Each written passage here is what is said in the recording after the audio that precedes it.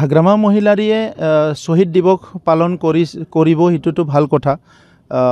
মোৰ কাৰণে এইটো আশীৰ্বাদ হ'ব কিন্তু মই যেতিয়া ছাত্ৰ সংগঠনত আছিল তেতিয়াও তেখেতে মোৰ শ্বহীদ দিৱসে সদায় পালিছিলে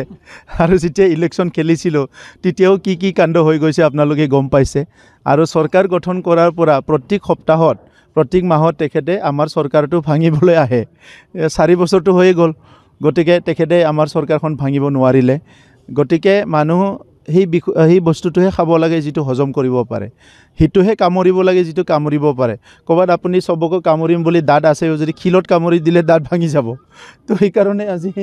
সেই কথাবিলাক তেখেতে বহুত কথা কয় আপোনালোকে সবচে বেছি গম পায় কাৰণ আপোনালোকৰ কেমেৰাতে তেখেতে কয় কিন্তু আজিৰ তাৰিখত মই ভাবোঁ যে নতুন বছৰত মই কোনো বেয়া কথা ক'ব নিবিচাৰোঁ তেখেতৰ প্ৰতি মই নতুন বছৰক শুভেচ্ছা জনাইছোঁ কিন্তু তেখেতসকলৰ নিচিনা যদি ৰাজনীতিবিদ থাকে তেতিয়া আমাৰ সমাজখন আগুৱাই যোৱাতকৈ পিছহে যাব তেনেকুৱা মোৰ অনুভৱ হয় কাৰণ তেখেতসকলৰ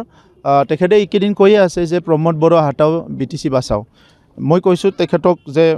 তেখেতে মোক হাতাব বিচাৰিছে তাৰ মোৰ ক'ব লগা নাই মই ধন্যবাদ জনাইছোঁ কিন্তু মোৰ লক্ষ্যটো তেখেত নহয় মোৰ লক্ষ্যটো হ'ল 35 লাখ জনসাধাৰণ তেখেতে 35 লাখ জনসাধাৰণলৈ কিবা এটা কথা কওক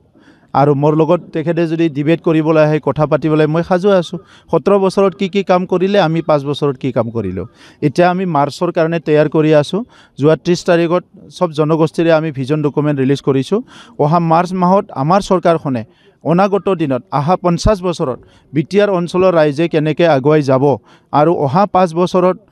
নেক্সট চৰকাৰত কি কাম কৰিব ইয়াৰ গোটেই ভিজনটো আমি মাৰ্চ মাহত ৰাইজৰ ওপৰত দাঙি ধৰিম আৰু একে সময়তে আমি আপোনালোকক হিটোও দেখাম যে 2003 চনত চুক্তি কৰি 2007 চনলৈকে 5 বছৰত তেখেতসকলে কি কৰিছিলে আৰু আমি 2020ত চৰকাৰ আনি 1 বছৰ কৰোনা যোৱাৰ পিছত 3 বছৰ কাম কৰি আমি কিমান কাম কৰিছোঁ ইয়াৰ এটা কম্পাৰেটিভ এটা ষ্টেটমেণ্ট আপোনালোকক দিম আৰু এটা ষ্টেটমেণ্ট আপোনালোকক দিম যে তেখেতৰ 17 বছৰ আৰু আমাৰ 5 বছৰ তেতিয়া আপোনালোকে এখন পুথি পাব